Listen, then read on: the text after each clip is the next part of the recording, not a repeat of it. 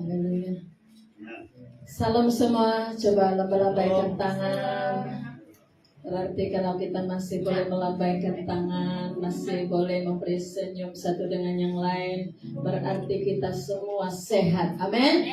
Haleluya, puji Tuhan. Kita pasti hari ini kita merasa ada kesegaran di dalam jiwa kita, karena kita bertemu dengan Raja di atas segala Raja dan Tuhan di atas segala Tuhan. Amin. Mari coba lihat kiri kanan, depan belakang, beri senyuman yang manis. Haleluya.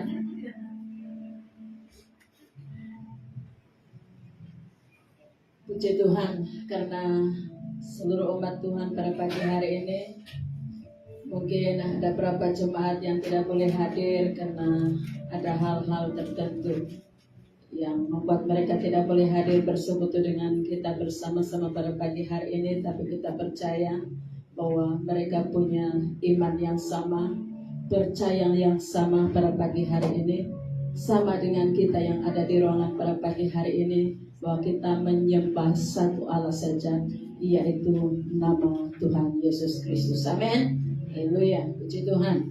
Nah, dalam Ibrani 13 ayat yang ke-8 berkata, Yesus Kristus tetap sama, baik kemarin, hari ini, dan sampai selama-lamanya.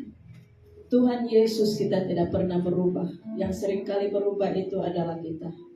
Ada waktu kita setia beribadah kepada Tuhan, ada waktu kita tidak setia beribadah kepada Tuhan, tetapi Tuhan tidak pernah melihat keadaan kita masa itu, tapi Dia mengingatkan kita bahwa sekalipun kita tidak setia, tetapi Yesus tetap setia. Dan sekalipun dunia berubah, tetap Yesus tetap sama, tidak pernah berubah. Itu sebabnya pada pagi hari ini, apa yang membuat kita beralasan untuk tidak mencari Tuhan? Sedang saja Tuhan tidak pernah berubah mengasihi kita, setianya, kesetiaannya, kebersamaannya dengan kita setiap hari tidak pernah berubah. Bahkan Dia berkata, Dia Immanuel, Allah menyertai kita. Mari kita tundukkan kepala kita. Haleluya. Kami percaya Tuhan pada pagi hari ini. Mari jemaat Tuhan, saya ajak kita semua bangkit berdiri. Mari kita beri penghormatan kepada Allah yang kudus yang ada di tengah-tengah kita pada pagi hari ini. Allah yang kita sembah adalah Allah yang selalu memperlakukan kita adil, selalu membuat hidup kita dari hari datang kepada hari berikutnya. Dia tetap setia. Dia selalu memperlakukan kita sebagai anak yang dikasihi Tuhan. Terima kasih Bapa, Engkau sudah menggembala kami dengan baik sepanjang minggu ini. Engkau selalu bersama kami dalam apapun keadaan kami. Ketika kami diperhadapkan dengan proses-proses, itu adalah suatu perkara yang biasa, karena Tuhan sungguh mengasihi kami dan memperlihatkan kuasa-Nya tatkala kami menghadapi semua keadaan yang sulit. Seperti kata manusia kami mustahil, tapi di dalam Kristus punya perjanjian kepada anak-anaknya bahwa di dalam Yesus segala sesuatu tidak ada yang mustahil. Pagi hari ini kami datang menghadap Engkau Bapa. Mari Engkau terima kami apa adanya. Kami anak-anak yang punya kelemahan, ketidaksempurnaan menghadap menyembah memuji. Tetapi satu perkara yang kami tahu, ketika kami datang kepada Engkau Bapa, Engkau menerima kami apa adanya. Engkau tidak pernah melihat cacat celanya kami. Engkau tidak pernah melihat kesalahan dan pelanggaran kami, tetapi sungguh Engkau melihat kami dikuduskan oleh darah Yesus 2000 tahun yang lalu. Engkau membenarkan kami, Engkau melayakkan kami, sehingga pada pagi hari ini kami layak memanggil Engkau ya Aba ya Bapa. Terima kasih Tuhan, penumpahan darah-Mu pada pagi hari ini kami layak bersekutu bersekutu dengan Engkau. Kami layak bertemu dengan Raja kami di dalam kemuliaan-Nya. Terima kasih Tuhan, sempurnakan ibadah raya kami pada pagi hari ini Bapa dengan kehadiran Roh Kudus. Engkau pimpinkan, Engkau berikan kami kesatuan menyembah Tuhan. Karena kami tahu ketika kami bersatu memuji dan menyembah Allah, Engkau Allah hadir berkuasa bertata di atas pujian dan sembah kami. Terima kasih Bapa. Sepanjang ibadah raya ini berjalan bungkus dengan darah-Mu. Baik anak-anak sekolah minggu, baik Tuhan Yesus kami yang ada di ruangan ibadah pada pagi hari ini, kami percaya darah Kristus membungkus kami. Itu sebabnya Bapa, tidak ada peluang kuasa iblis mengintimidasi kami dengan apapun cara. Karena ketika Yesus hadir akan membuat satu perubahan yang besar, di mana kami akan mengalami damai sejahtera, kami mengalami ketenangan, kami bebas menyembah Allah karena tidak ada kuasa iblis menuduh kami. Itu sebabnya pada pagi hari ini, mari jemaat Tuhan kita rayakan kebesaran Allah kita. Mari kita sembah Dia, kita puji Dia, kita agungkan Dia. Dia Allah Immanuel yang telah melakukan perkara-perkara di dalam hidup kita sepanjang minggu ini. Terima kasih Tuhan. Mari jemaat Tuhan yang bebas mengangkat tangan, angkatlah terangmu sebagai penyembahan dan hormat kepada Allah. Mari kita respon Roh Kudus yang hadir di tengah-tengah kita pada pagi hari ini. Terima kasih Tuhan. Terima kasih Bapa. Engkau hadir. Ya Tuhan, terima kasih. Terima kasih Tuhan. Terima kasih.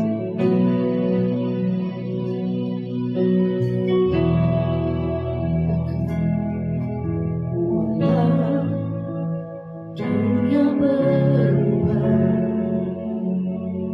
namun kasih-Mu Tuhan tetap sama.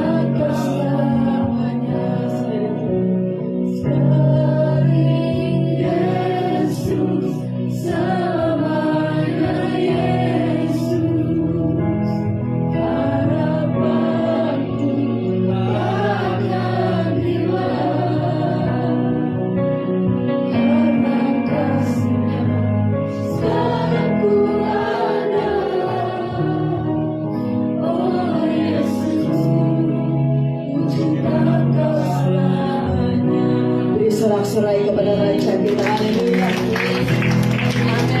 Tuhan Yesus, Tuhan Yesus yang kita cintai selama-lamanya. Dia sumber pengharapan kita.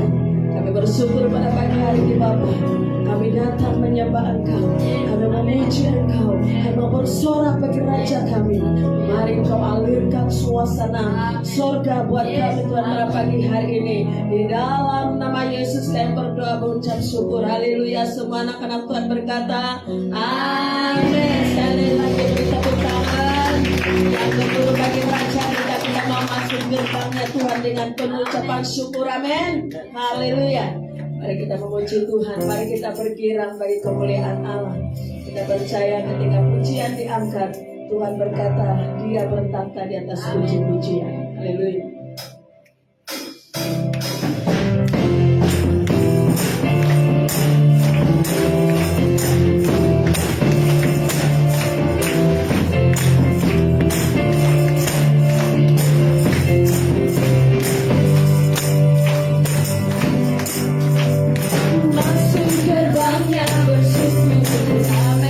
Dengan penuh pujian, bersumpah di hadirat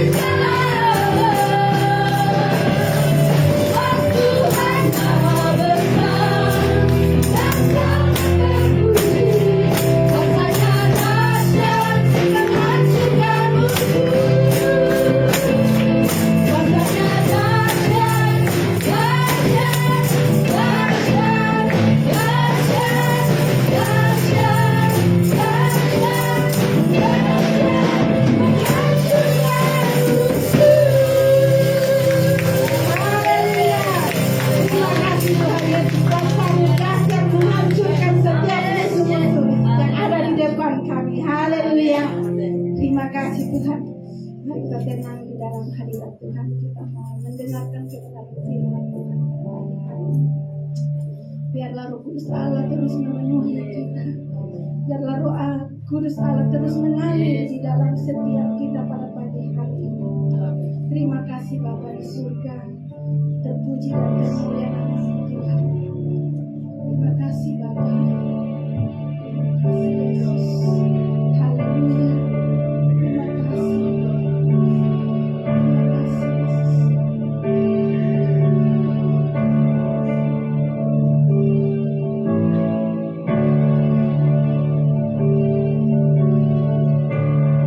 Haleluya.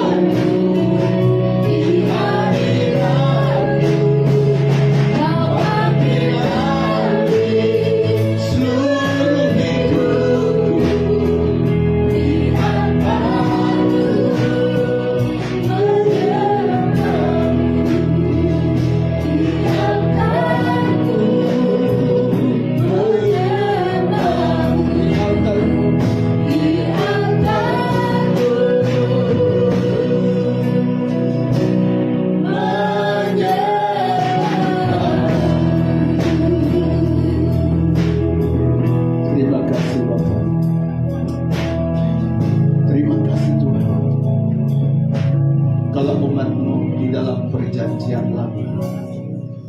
Mereka menyembah dengan mempersembahkan korban binatang di atas besi. Di hari ini Bapa Surgawi, firman-Mu berkata, semua itu Engkau telah genapi melalui kematian-Mu di atas kayu salib. Itu sebabnya Bapa hari ini puji-pujian kami, persembahan kami, itulah korban yang kami persembahkan kepada Tuhan. Dan kiranya pujian kami menyenangkan Bapa. Terima kasih Tuhan untuk anugerah, kasih sayang, perhatian-Mu, kepedulian-Mu atas seluruh hidup kami. Engkau bersama hamba berkata-kata dari awal hingga berakhir. Dalam nama Yesus kami berdoa. Amin.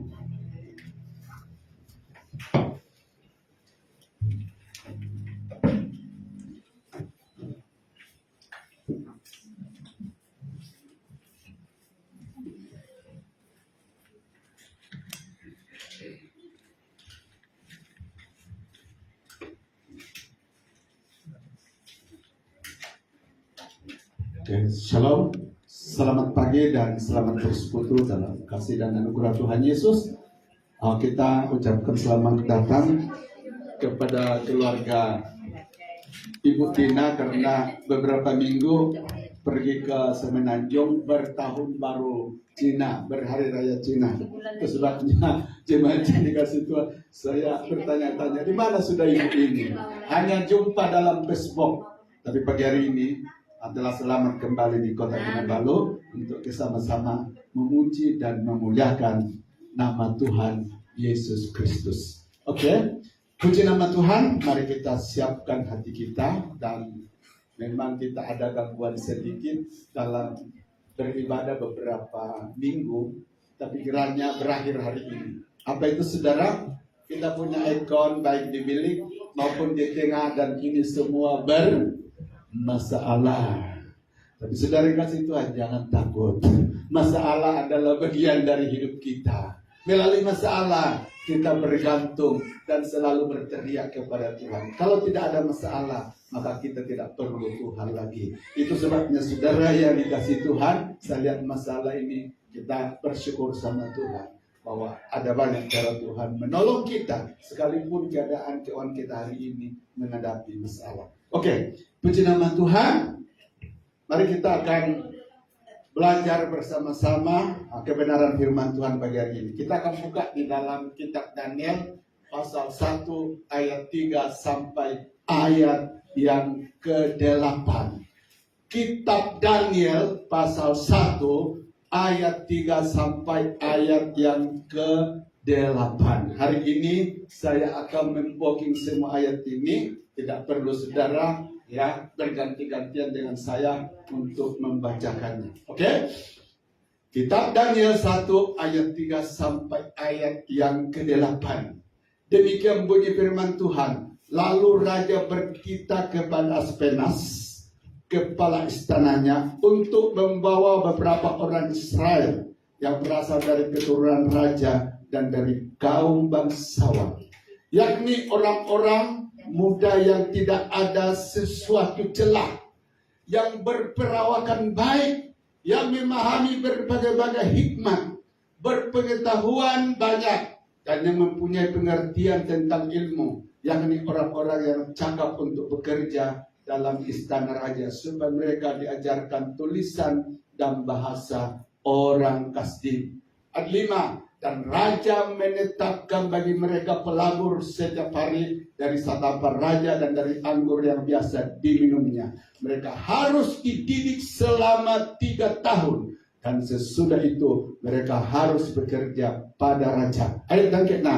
Di antara mereka itu ada juga beberapa orang Yehuda, yakni Daniel, Hananya, Misael, dan Asyar. Saudara kasih Tuhan, di ayat yang ke-6 ini bahwa ada beratus ribu, bahkan mungkin berjuta saudara, orang Israel ditawan ke negeri Babel, ya.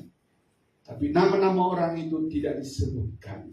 Dalam ayat yang keempat ini kita melihat ada 4 anak muda, saudara kasih Tuhan, yang disebutkan Alkitab, khususnya di dalam pasal ya 1 ini berkali-kali. Ya, oke? Dan nanti kita belajar apa yang menarik sehingga keempat anak muda ini, walaupun saudara yang kasih Tuhan dia muda secara jasmani, tapi di dalam hal rohani mereka adalah orang-orang dewasa di dalam Tuhan. Oke? 7. Pemimpin pegawai istana itu memberi nama lain kepada mereka. Daniel dinamainya Belsasar, Hananya dinamainya Sadrak, Misael dinamainya Mesak, dan Azaria dinamainya Abednego. Ayat yang ke-8. Ini adalah pusat renungan kita, saudara. Ayat ke-8. Daniel berketetapan. Ya, dalam terjemahan bahasa Indonesia firman Allah yang hidup dikatakan bertekad. Daniel berketetapan, bertekad untuk tidak menyadiskan dirinya dengan santapan raja dan dengan anggur yang biasa diminum raja. Dimintainya lah kepada pemimpin pegawai istana itu supaya ia tak usah menadiskan dirinya. Saudara yang dikasih Tuhan, ayat ke-8 adalah ayat yang menjadi titik renungan kita pada pagi hari ini. Perhatikan pada perkataan Daniel berketetapan. Daniel punya nekat, ya saudara yang kasih Tuhan, punya kebulatan hati, atau bahasa Malaysia, Daniel berkomitmen, saudara, untuk apa? Tidak menyadiskan dirinya dengan santapan raja.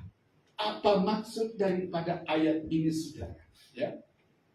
Apa yang menarik daripada ayat ini? Dikatakan bahwa keempat pemuda tersebut, saudara, ada satu api di dalam hidupnya, ada satu dorongan di dalam hidupnya.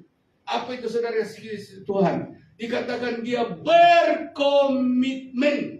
bertekad untuk hidup di dalam kebenaran. Saudara kasih Tuhan, hidup di dalam kebenaran, sepertinya saudara kasih Tuhan, dibutuhkan dari hidup kita suatu komitmen. Nah, oke, kita melihat saudara, apa saja di dalam kehidupan kita ini, bila saudara kasih Tuhan, kita tidak hadapi itu dengan komitmen, kita tidak lakukan itu dengan penuh kenekatan, maka Alkitab mengatakan sesuatu itu tidak akan membawa hasil yang cukup memuaskan bagi kita. Jadi saudara yang dikasih Tuhan, komitmen ini, ya, nekat ini jangan pernah hilang di dalam hidup kita. Amin. Khususnya di dalam melakukan kehendak Allah, khususnya di dalam hidup di dalam kebenaran firman Tuhan. Itu sebabnya saudara kasih Tuhan, saya akan memberi tema firman Tuhan pagi hari ini. Hidup dalam kebenaran, jadikan sebagai salah satu tujuan hidup. Amin.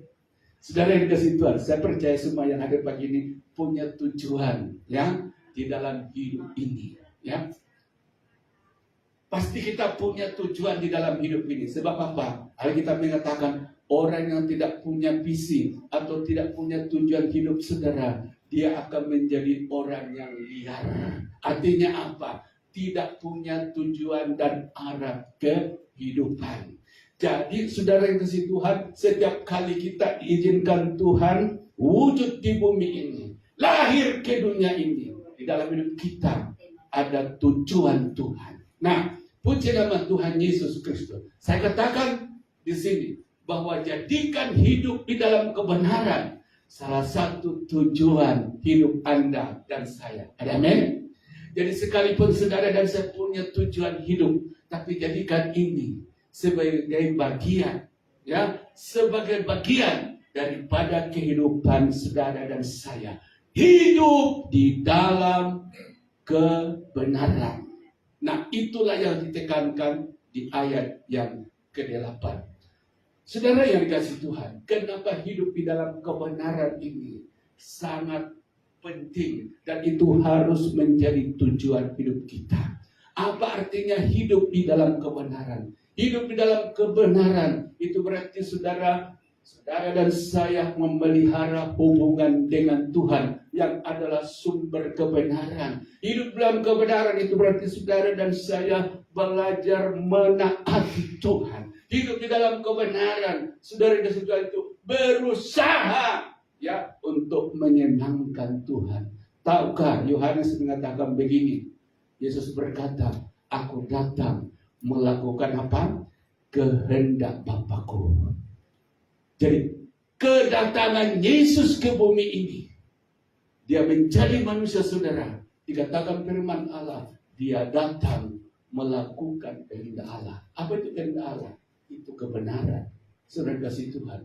Nah, ada satu rasul ya di dalam Alkitab namanya Rasul Paulus. Di dalam 2 Korintus pasal 5 ayat yang ke-9 dia katakan, tujuan hidupku adalah berusaha menyenangkan Tuhan. Ya, baik ketika aku hidup di dalam hidup ini maupun ketika aku hidup di luarnya. Jadi saudara yang dikasih Tuhan, kalau Yesus menjadikan hidup di dalam kebenaran, demikian juga Paulus menjadikan hidup di dalam kebenaran tujuan hidupnya. Saudara dan saya sebagai pengikut Kristus tidak boleh melepaskan diri daripada hal tersebut. Amin. Jadikan kebenaran sebagai salah satu tujuan hidup saudara dan saya sementara kita diizinkan Tuhan hidup di bumi ini. Semalam saudara kasih Tuhan, Ibu Gembala mengirim WhatsApp sama saya dikatakan ada satu adat daripada keluarga jemaat di sini sedang menghadapi masa-masa yang mencemaskan saudara. Apa artinya? Dia sedang dalam keadaan tubuh sekarat, menghadapi satu penyakit dan siap-siap untuk meninggalkan dunia. Waktu saya lihat gambarnya saudara, saya lihat gambarnya dan saya terjebak di situ. Saya tersentuh di situ. Apakah orang ini selama hidupnya sehat, menaruh di dalam hidupnya, adapun aku hidup, kenapa aku hidup? Ya. Adakah pertanyaan itu muncul di dalamnya? Kenapa aku hidup di dunia? Apakah hidup melakukan kehendak Allah atau kehendak diri sendiri? Nah, puji nama Tuhan Yesus Kristus. Mari kita melihat pagi hari ini, mengapa hidup di dalam kebenaran harus menjadi matlamat, harus menjadi tujuan hidup saudara dan saya. Mari kita melihat dalam 3 alasan, 3 sebab. Sebab yang pertama dikatakan firman Allah di dalam 1 Daniel pasal 1 ayat 3 sampai 4. Ya. Sebab yang pertama, kita baca ayat dulu. Lalu raja bertitah kepada Aspenas, kepala istana, untuk beberapa orang Israel yang berasal dari keturunan raja dan dari kaum bangsawan. Ayat yang keempat, yakni orang-orang muda yang tidak ada sesuatu celah. Apa itu celah, saudara? Dalam terjemahan dikatakan tak bercacat. Apa artinya? Bahwa keempat pemuda ini saudara kasih Tuhan, kehidupannya dipenuhi dengan sifat-sifat Kristus. Kehidupannya dipenuhi dengan karakter Kristus. Sehingga Alkitab dengan jelas saudara kasih Tuhan mengatakan di sini bahwa sang pemuda ini hidupnya tidak bercelah. Nah, puji nama Tuhan Yesus Kristus. Itu sebabnya saya memberi poin yang pertama. Kenapa hidup di dalam kebenaran harus menjadi matlamat hidup kita? Alasannya saudara, agar saudara dan saya dimanapun berada dan dalam situasi apapun saudara, kita tidak terbawa arus. Ada amin? Tahu saudara yang kasih Tuhan, dunia hari ini berkompromi. Artinya apa? Saudara kasih Tuhan, orang ya mencoba mengikuti hidup seseorang, cara hidup seseorang, walaupun pada awalnya ya orang itu saudara punya prinsip tersendiri. Ya, saudara yang dikasih Tuhan, dunia hari ini penuh dengan apa yang disebut apa? Berkompromi. Nah, seperti saya sebutkan minggu lalu, bahwa kepala gereja dalam salah satu gereja saudara, di mana beribu-ribu tahun bahwa menikahkan seseorang yang berbeda jenis kelamin tidak diperbolehkan, tapi hari ini sudah diizinkan. Artinya apa? Hidup berkompromi dengan hal-hal yang tidak benar, dengan hal-hal yang tidak berkenan di hadapan Tuhan, sudah mulai memasuki hidup orang-orang percaya. Itu sebabnya Wahyu mengatakan, saudara kasih tahu bahwa pada akhir orang benar akan semakin benar, orang fasik semakin sempurna di dalam kejahatannya. Jadi saudara yang dikasih Tuhan, sebagai anak-anak Tuhan, khususnya di akhir zaman ini, untuk hidup di dalam kebenaran adalah hal yang susah, hal yang sulit. Kenapa? Saudara dan saya akan bersendirian. Amin. Alkitab mengatakan jalan yang lebar itu pilihan banyak orang, tapi jalan yang sempit itu sedikit orang yang memilihnya. Apa maksudnya saudara? Hidup di dalam kebenaran itu sedikit orang yang memilihnya, sementara hidup berkompromi dengan hal-hal yang salah. Tuhan katakan bahwa itulah menjadi pilihan banyak orang.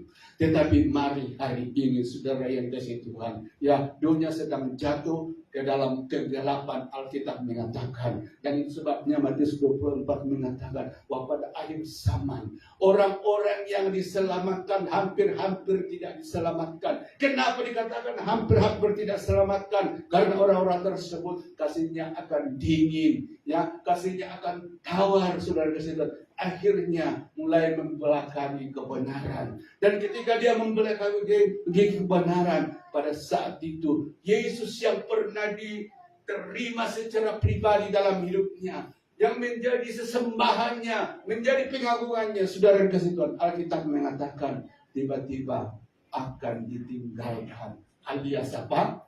Murtad. Jadi saudara yang dikasih Tuhan, zaman di mana saudara dan saya berdiri adalah Alkitab mengatakan hari-hari yang jahat. Untuk itu saudara kasih Tuhan, Anda diminta oleh Tuhan supaya tetap hidup di dalam apa? Kebenaran. Orang yang hidup di dalam kebenaran tidak akan terbawa oleh arus. Tahukah di dalam ayat ini saudara, ketika 4 pemuda ini ditawan ke negeri Babel, di negeri Babel mereka tidak ada apa? Tempat untuk mencari Tuhan, ya, tidak ada gereja, tidak ada kelompok sel, karena di tempat itu saudara yang kasih Tuhan, rajanya adalah penyembah kepada berhala. Jadi itu berarti tidak ada tempat kepada orang-orang lain untuk menyembah Allahnya. Betapa susahnya mereka apa? Bersekutu dengan Tuhan. Betapa susahnya mereka untuk apa? Menyembah Tuhan, untuk beribadah kepada Tuhan. Dan itu berarti saudara kasih Tuhan ancaman kepada hidup rohani mereka, supaya kembali kepada jalan yang lama, supaya kembali kepada hal-hal yang mereka pernah tinggalkan, memang terbuka lebar. Tapi kita melihat di ayat ini saudara, karena komitmen mereka untuk hidup di dalam kebenaran, maka mereka sanggup ikut salib. Mereka tidak dikalahkan oleh alasan tidak ada gereja, tidak ada ibadah, tidak ada Alkitab. Itu boleh menjadi alasan, tetapi saudara kasih, itu tidak dijadikan alasan di dalam hidup mereka. Prinsip hidup tidak bercela, prinsip hidup takut sama Tuhan, itu menjadi, ya, dasar, menjadi fondasi hidup mereka. Amin. Tahu saudara kasih Tuhan, anak-anak Tuhan yang tidak ada komitmen di dalam hidupnya untuk berdiri di dalam kebenaran, akan terbawa oleh arus ya kejahatan pada zaman ini. Itulah sebabnya saudara, kenapa kita lihat banyak anak-anak Tuhan, hamba-hamba Tuhan, lebih mengejutkan saudara, tiba-tiba menjadi orang duniawi, ya, menjadi orang-orang yang tadinya tahu kebenaran, tapi kebenaran itu saudara tidak lagi membuai hidupnya. Kebenaran itu sudah dilupakan, kembali dia merangkul apa yang disebut perkara-perkara salah di hadapan Tuhan. Jadi puji nama Tuhan Yesus Kristus. Ini yang kita bangun dalam hidupnya. Hiduplah di dalam kebenaran. Saya katakan hidup di dalam kebenaran. Anda tidak terbawa oleh arus kejahatan ya pada zaman akhir ini. Mari kita lihat alasan yang kedua, saudara. Kenapa kata hidup dalam kebenaran? Yang kedua, orang yang hidup di dalam kebenaran itulah cara untuk apa? Melawan iblis agar tidak ditarik masuk ke dalam apa? Kegelapan. Sekali lagi saudara, alasan untuk hidup di dalam kebenaran hanya dengan hidup di dalam kebenaran, maka saudara dan saya ada kekuatan untuk melawan iblis agar iblis tidak menarik kita kepada apa? Kegelapan.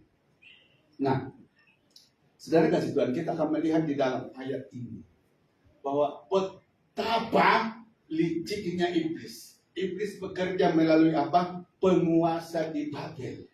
Ya, saudara kasih Tuhan, ya, Nebukadnezar dan para kaki tangannya tahu bahwa 4 pemuda ini, saudara kasih Tuhan, adalah orang-orang yang menyembah kepada Allah yang benar. Mereka bukan penyembah berhala. Ya, Nebukadnezar tahu bahwa 4 pemuda ini adalah orang-orang yang hidupnya takut kepada Tuhan, hidup di dalam kebenaran.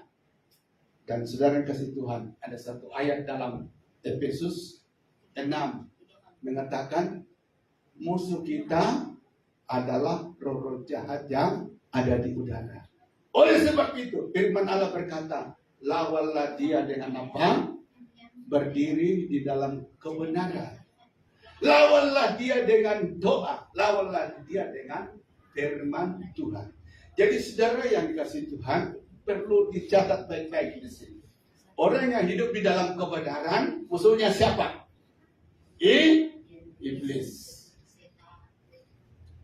Yang tidak hidup di dalam kebenaran, siapa? Itu sahabatnya iblis. Itu sangat jelas. Jadi saudara kasih Tuhan, kalau orang itu sudah menjadi sahabatnya iblis, saudara, iblis tidak perlu kacau. Ini katakan tenanglah, ya. Tapi kalau saudara kasih Tuhan, orang yang hidup dalam kebenaran, iblis sangat membenci orang ini. Kenapa? Itu adalah musuhnya apa?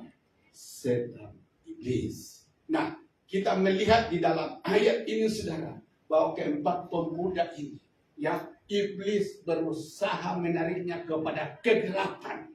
Iblis berusaha menariknya kepada dosa. Iblis berusaha menariknya kepada kejahatan. Melalui apa saudara?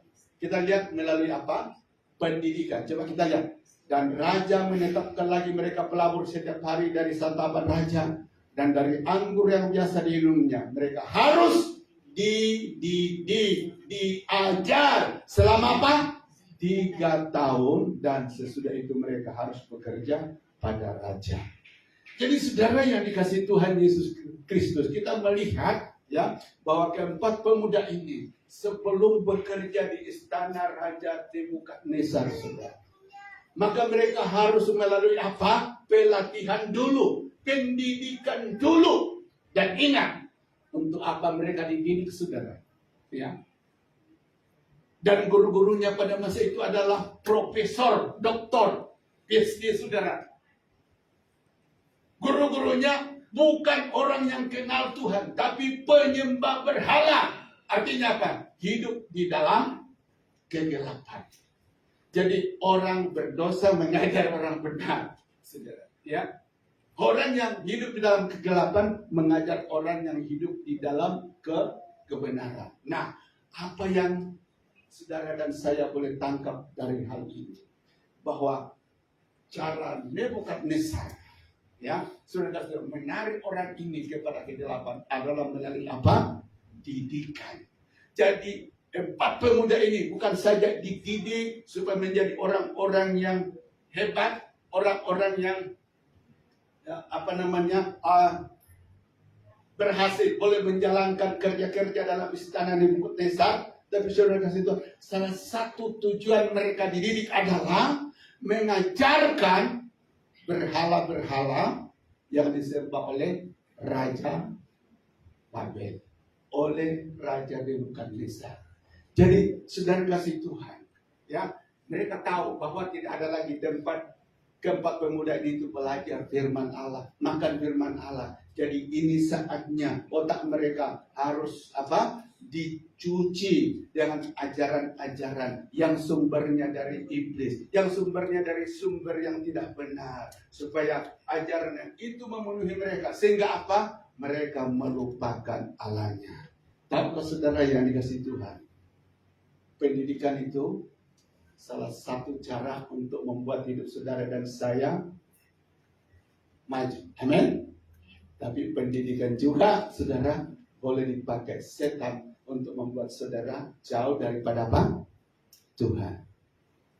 Siapa pernah mendengar bahwa beberapa tahun yang lalu negara Rusia, negara yang hebat itu pernah menganut satu ideologi, pahaman apa saudara? Yaitu komunis. Artinya tidak bertuhan. Jadi anak-anak diajar tidak ada itu Tuhan. Dan pernah saudara kasih Tuhan, guru di sekolah memanggil murid ini, karena murid ini dia tahu dia adalah seorang yang cinta Tuhan, biasa beribadah kepada Tuhan. Murid ini disuruh, mari kita buktikan apakah Tuhan itu ada atau tidak. Anak ini saudara disuruh minta roti. Coba kamu berdoa kepada Allah kamu, minta roti. Begitu anak ini berdoa, saudara, berkali-kali tidak ada roti itu turun. Terus dia tanya, coba kau minta kepada saya.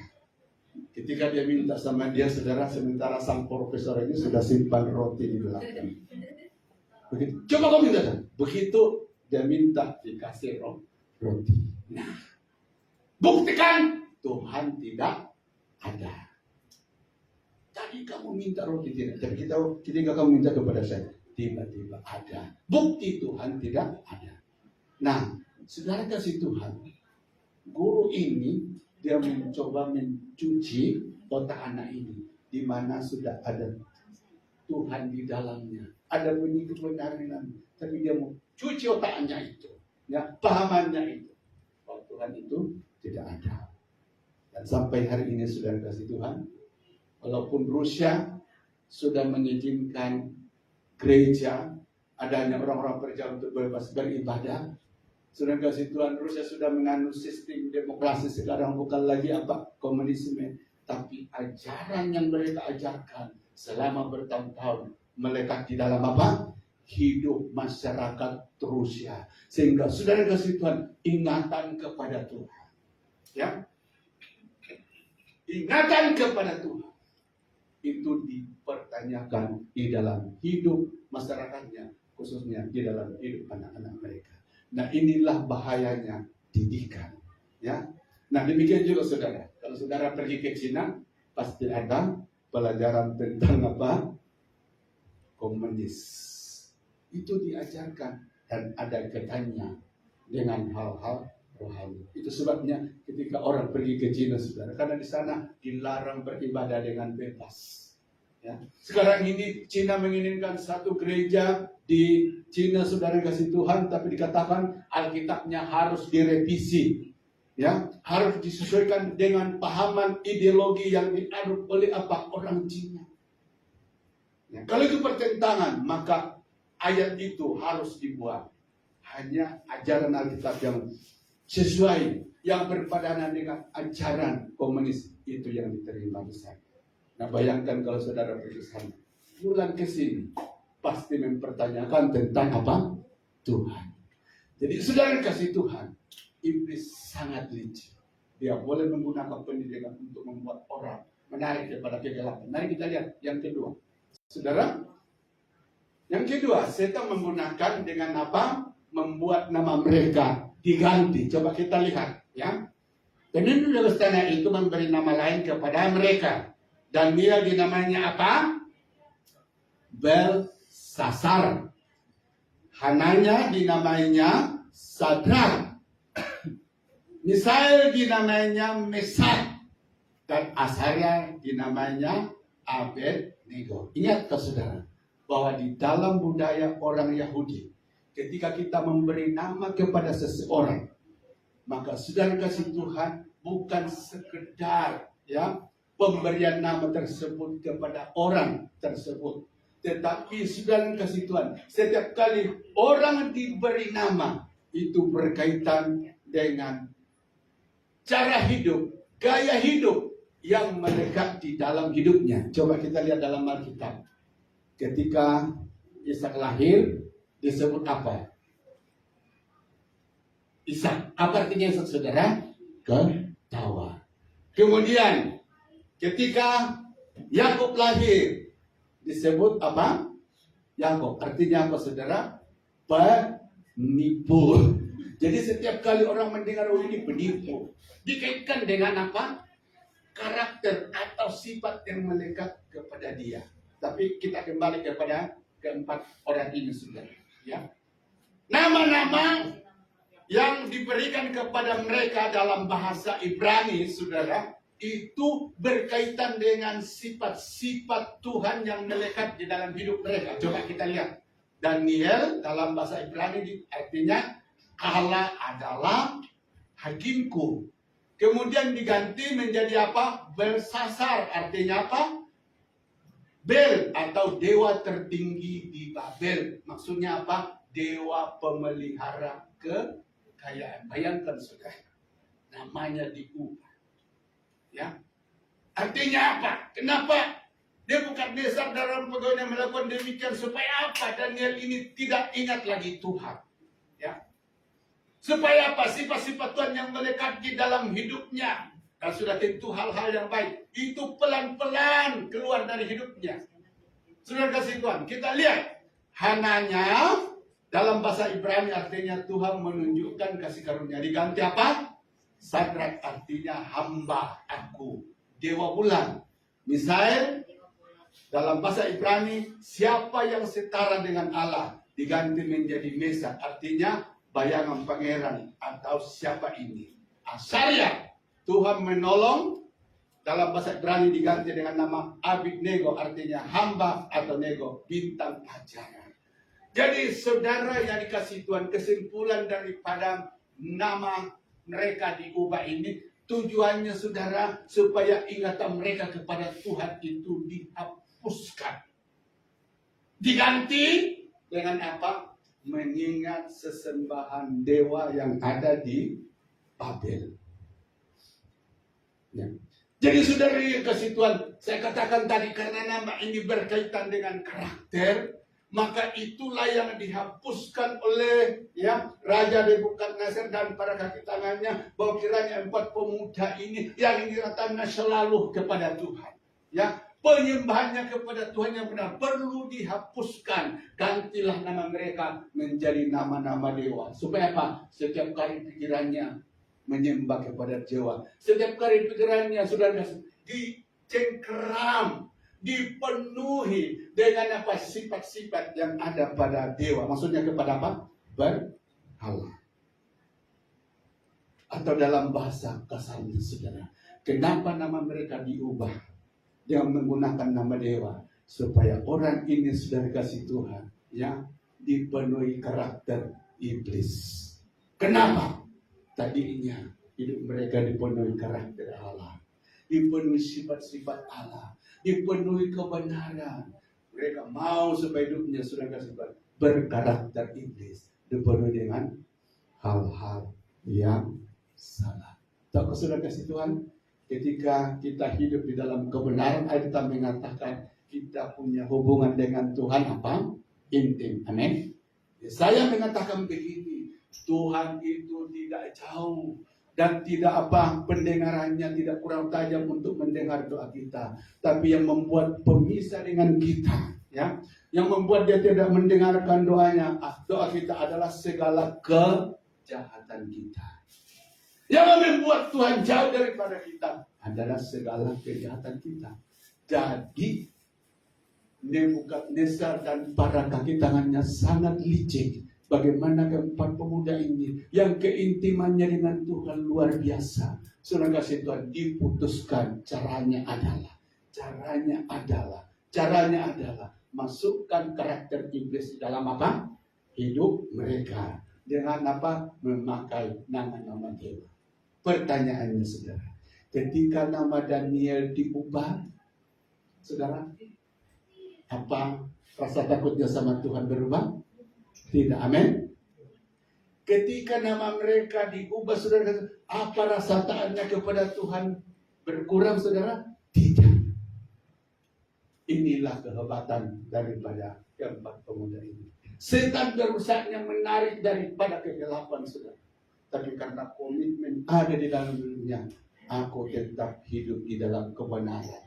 Maka bayang-bayang intimidasi dari setan yang ingin memasukkan karakternya sifatnya dari kita, aku tolak. Amin. Jadi saudara kasih Tuhan, orang yang hidup di dalam kebenaran tidak ada tempat bagi iblis. Amin. Orang yang hidup di dalam kebenaran tidak ada tempat bagi iblis. Itulah sebabnya iblis memusuhi orang tersebut. Kenapa? Tidak ada tempat untuk dia bertakhta di dalam kehidupan. Nah, mari kita lihat seterusnya, saudara. Ya, iblis menarik keempat pemuda ini melalui apa? Makanan. Daniel berketetapan untuk tidak apa? Menajiskan dirinya dengan santapan raja dan dengan anggur yang biasa diminum raja. Dimintalah kepada pemimpin pegawai Daniel supaya tak usah menajiskan dirinya. Saudara kasih Tuhan, mungkin kita bertanya, kenapa Daniel harus menolak makanan yang disantap oleh raja setiap hari? Saudara kasih Tuhan, kalau saya pada saat itu berada di istana Raja Nebukadnezar, saudara, ya, maka ketika saya diikutkan untuk bersantap hidangan yang ada di mejanya, itu satu keistimewaan. Amin. Kenapa? Makanan raja pasti mungkin berbeda dengan makanan orang biasa. Makanan raja pasti yang terbaik. Tapi saudara yang kasih Tuhan, menarik sekali di sini. Keempat pemuda ini ketika diajak untuk menikmati hidangan yang dihidangkan di atas meja Raja Nebukadnezar setiap hari, dia katakan begini, aku tak mau. Saudara, Raja Nebukadnezar heran, ini orang gila atau tidak? Apakah orang ini vegetarian? Apa tahu vegetarian, saudara? Orang itu hanya apa? Makanannya memakan apa? Tumbuhan. Tidak memakan daging, kan? Ada di sini poin, saudara, makanan vegetarian. Ya, sepertinya kita lihat daging, padahal sayur diolah sedemikian rupa, tapi sangat mahal. Apakah Daniel dan ketiga orang sahabatnya orang vegetarian, artinya tidak makan daging? Tidak juga, saudara. Ya. Tapi kenapa, saudara, waktu diajak menyantap, ya, menikmati makanan yang dihidangkan di atas meja Raja Nebukadnezar, mereka menolaknya, saudara. Apa yang salah dengan makanan itu? Karena kita mengatakan makanan tidak membawa kita dekat dan jauh dari Allah, kan? Men? Alkitab mengatakan makanan itu tidak membuat kita najis kepada Tuhan, ya. Sebab apa? Begitu dimakan dia masuk dalam perut, kemudian keluar di jamban. Tidak ada hubungannya dengan perkara-perkara rohani.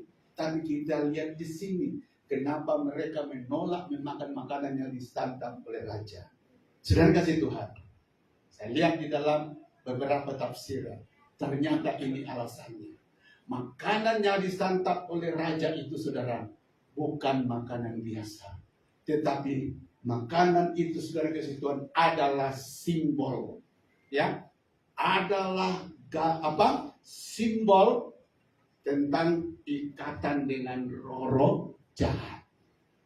Jadi makanan yang dimakan oleh Raja Nebukadnezar pada saat itu, ketika Raja Nebukadnezar menyantapnya saudara, maka Nebukadnezar berkata begini kepada iblis, sekarang aku mengabdikan hidupku kepada engkau. Itulah sebabnya Nebukadnezar itu penyembah berhala.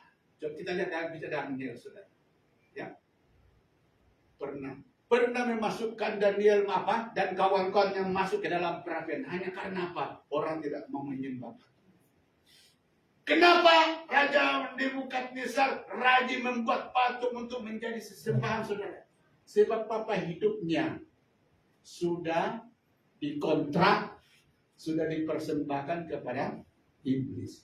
Itulah sebabnya, perhatikan baik-baik, Daniel dan kawannya tidak mau memakan salat. Sebab apa? Ketika Daniel dan kawan-kawannya menantap, yang menikmati makanan itu, berarti saudara, pada saat itu ada satu pengakuan bahwa hari ini hidupnya mengabdi kepada iblis.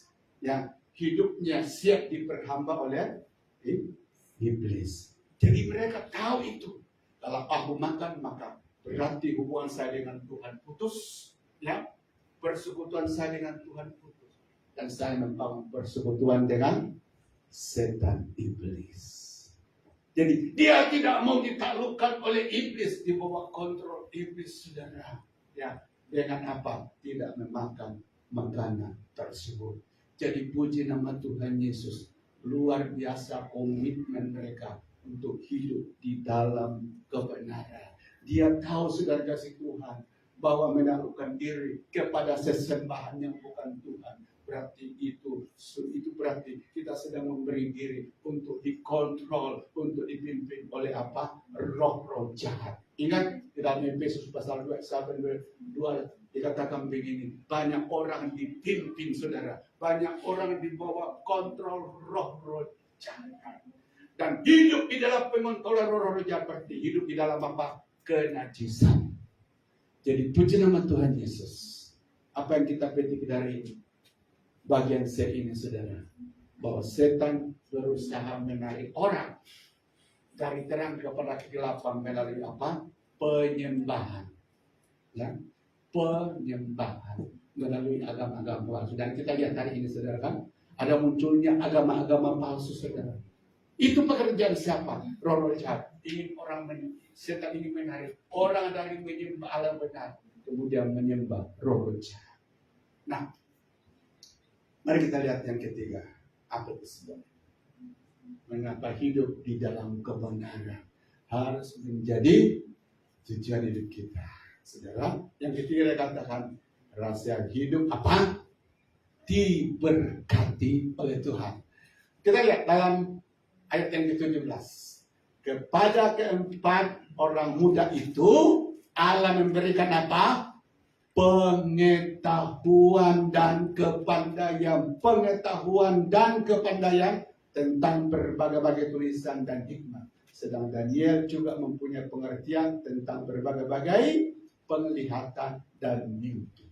Nah, saudara yang dikasih Tuhan, kenapa pengetahuan dan kepandaian ditekankan di dalam pembacaan kita pagi hari ini? Bahwa itulah cara Tuhan memberkati keempat orang ini.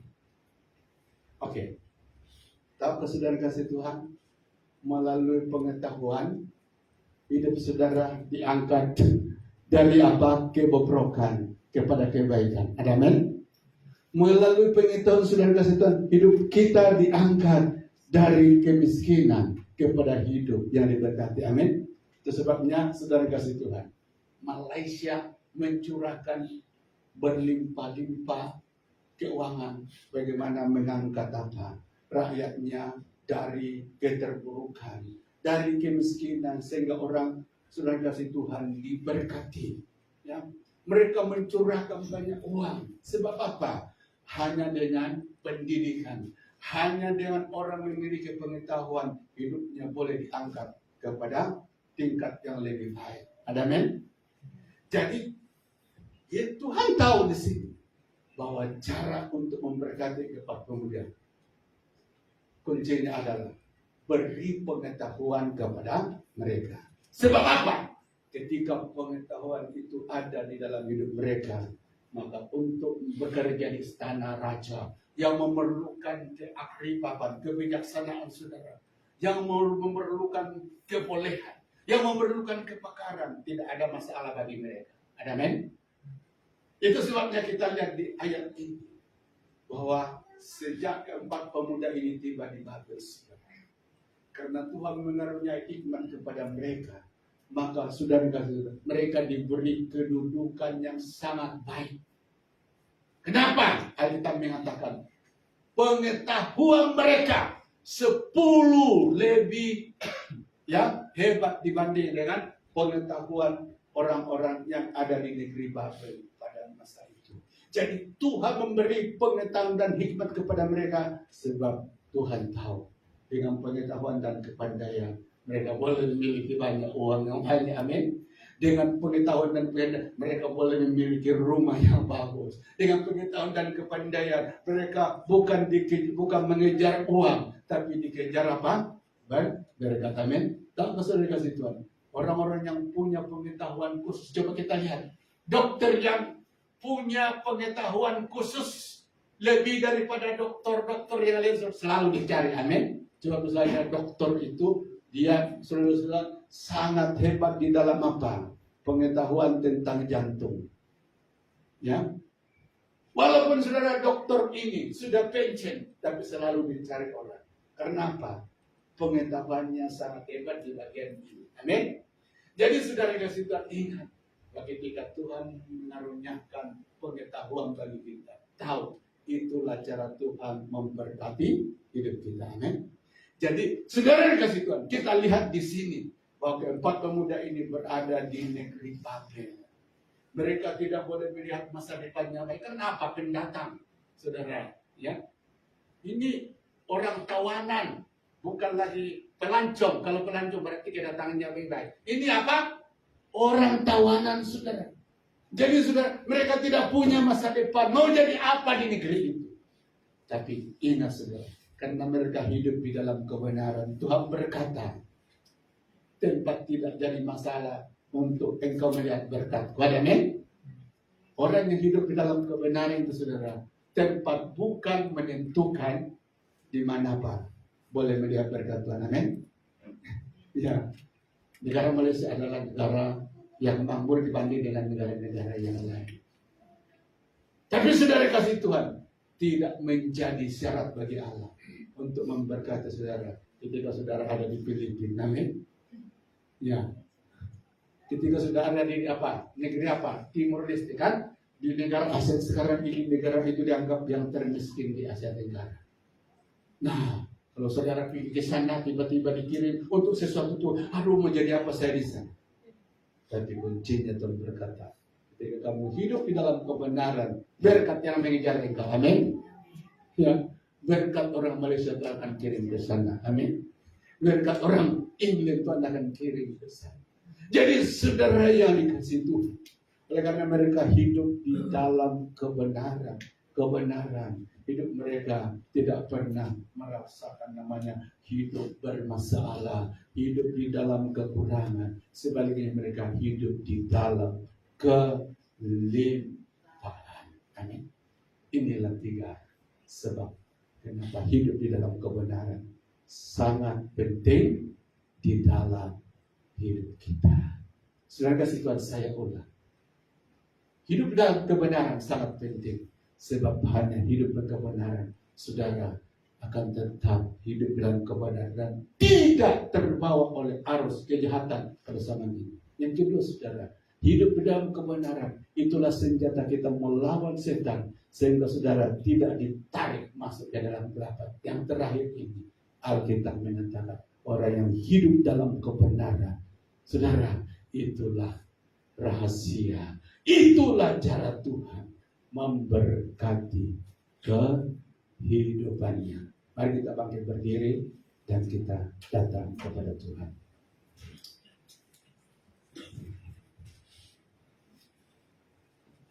Mari hari ini saudara yang kasih Tuhan, renungkan firman Tuhan ini. Bayangkan bahwa jarang ada anak-anak muda hari ini mau dekat dengan Allah. Tapi Alkitab mengatakan dengan jelas bahwa ternyata orang-orang yang berkomitmen hidup di dalam kebenaran tidak mengira usianya, saudara. Hidup di dalam kebenaran itu adalah peluang, kesempatan diberikan kepada semua anak-anak Tuhan. Dan hari ini firman Allah berkata adalah sangat langka, sangat jarang untuk menemukan orang-orang yang hidup di dalam kebenaran. Namun saudara yang dikasih Tuhan, ini menjadi target Tuhan di dalam kehidupan kita. Jangan berkompromi. Apa itu berkompromi? Ikut-ikutan di dalam kejahatan. Kenapa dunia kita hari ini? Saudara kasih Tuhan, Alkitab mengatakan akan datang masa-masa yang sukar, masa-masa yang sulit. Artinya apa? Hidup di dalam takut akan Allah, hidup di dalam kebenaran Allah. Sesuatu yang sukar akan dijalani oleh anak-anak Tuhan. Tapi mari pagi hari ini ingat, ini tema kita. Jadikan hidup di dalam kebenaran. Jadikan hidup menaati Tuhan. Menaati Tuhan. Hidup di dalam kehendak Tuhan. Sebagai salah satu tujuan hidup saudara. Setiap yang kita jadikan tujuan hidup, kan pasti kita berjuang, kita berusaha untuk mendapatkannya. Mari kita berdoa.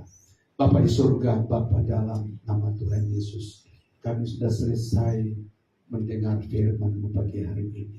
Namun kami tahu Tuhan Yesus Kristus, kiranya firman ini, Tuhan Yesus yang telah jatuh di hati kami, jangan dirampas oleh iblis. Karena kami tahu Tuhan Yesus Kristus, betapa susahnya Tuhan. Betapa Tuhan harus membayar harga untuk melepaskan kami daripada kegelapan, untuk masuk ke dalam terangnya yang ajaib. Itu sebabnya Bapa Surgawi, orang-orang yang hidup di kebenaran adalah orang-orang yang mengalami kasih karunia yang melimpah-limpah daripada Tuhan.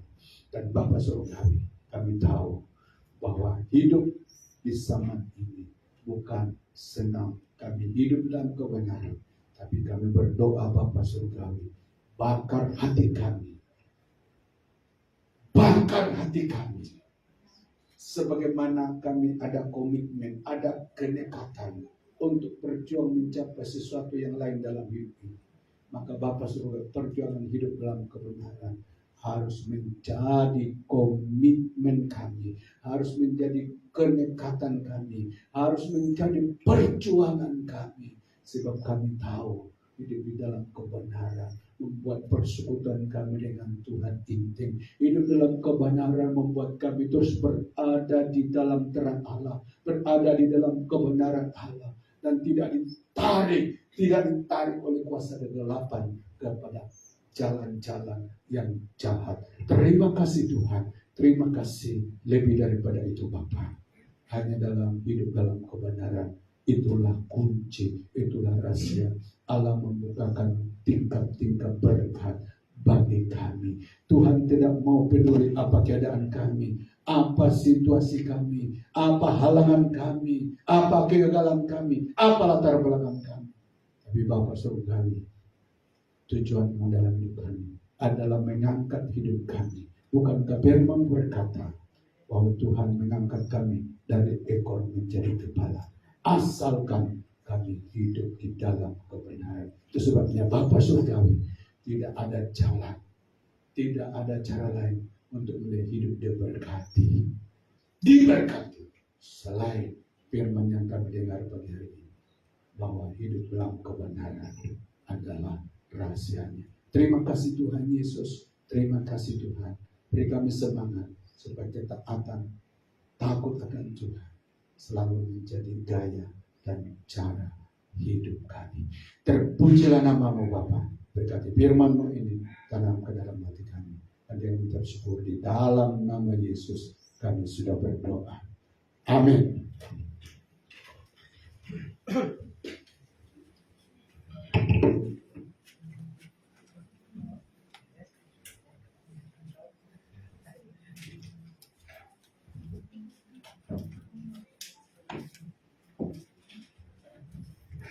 Haleluya.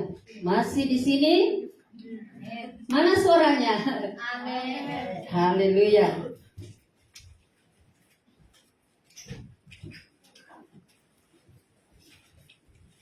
Mari kita siapkan diri sekali lagi.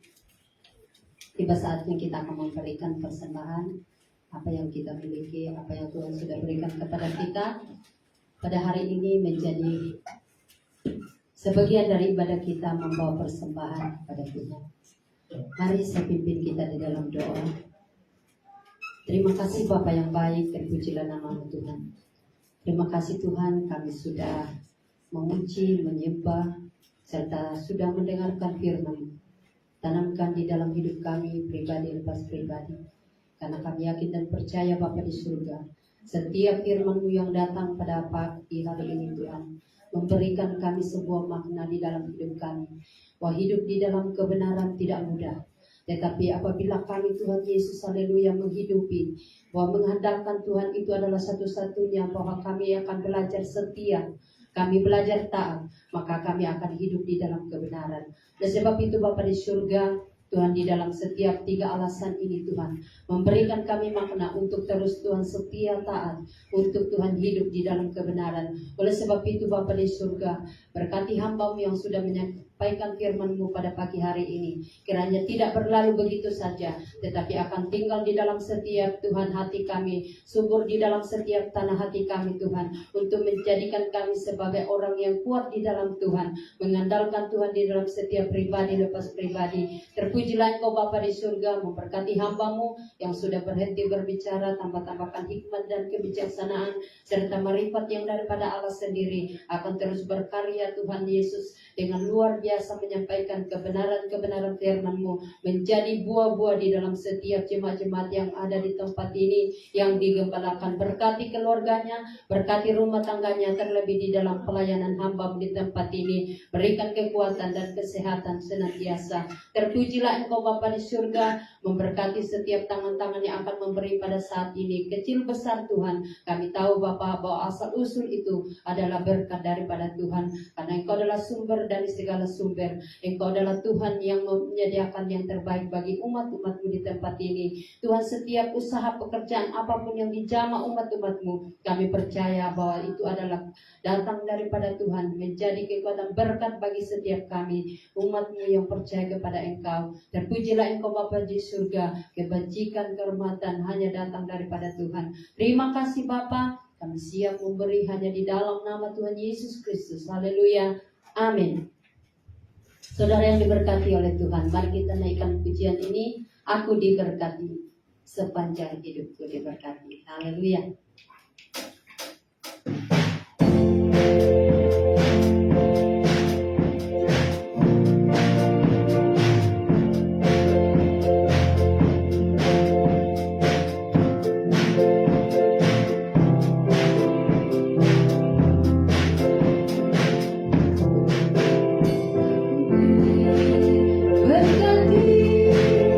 Sepanjang hidupku diberkati, bila bangun pagi hari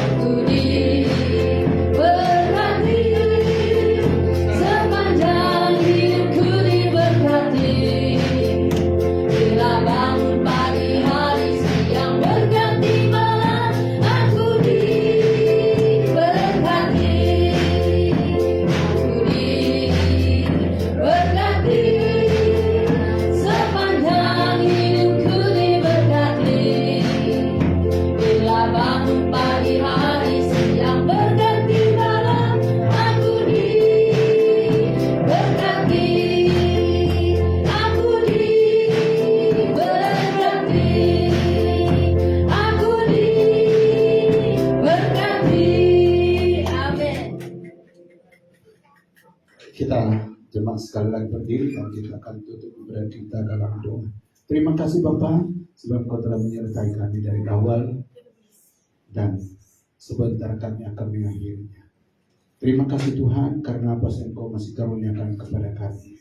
Dan inilah mujizat terbesar bagi kami. Itu sebabnya Bapa, selama nafas masih ada dalam Tuhan tubuh kami, selama nafas masih bersama kami, kiranya komitmen untuk mengasihi, menyembah, mencintai Tuhan tidak pernah luntur di dalam kehidupan kami.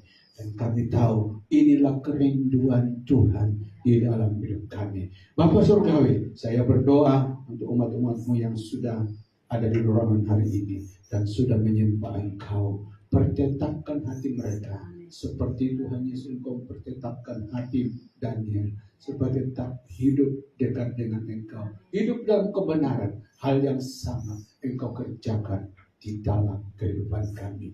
Terima kasih Tuhan, terima kasih kami tidak bersama umat-Mu sepanjang minggu ini dalam menjalani berbagai kegiatan. Tapi hari ini Bapa, mereka sudah datang menyembah Engkau. Mereka sudah belajar mendahulukan kerajaan Allah, mengutamakan kerajaan Allah. Maka sepanjang minggu ini berkat-berkat di sebalik janji-janji Tuhan tersebut akan menjadi bagian mereka. Bukankah firman-Mu berkata, orang yang mendahulukan kerajaan Allah, maka apa yang ada padanya akan ditambahkan oleh Tuhan. Terima kasih Tuhan, terima kasih kebenaran-Mu yang di atas ya.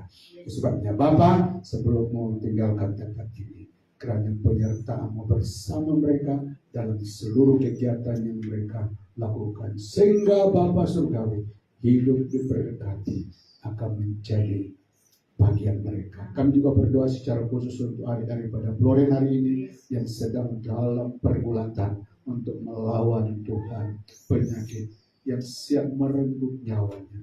Kami bersama umat-Mu berdoa di dalam nama Tuhan Yesus. Kami berseru di hadapan hadirat hari ini. Tolong jamah Bapa, sembuhkan ibu ini. Sehingga Tuhan boleh menikmati karya dan korban Kristus di atas kayu salib.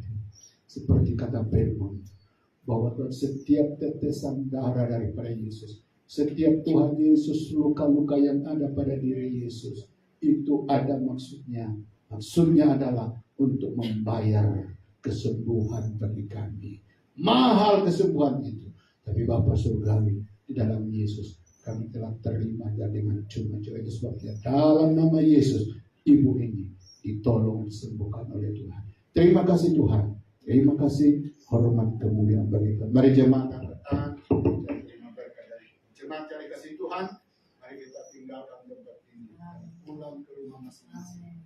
Turunlah kiranya karunia dari Allah Bapa melalui anaknya Yesus Kristus serta persekutuan Roh Kudusnya akan menyertai jemaat mulai hari ini sampai Yesus datang pada kali ini. Dengan mengucap syukur di dalam nama Yesus kami sudah berdoa dan semua jemaat berkata amin. Oke, selamat siang, Tuhan memberkati.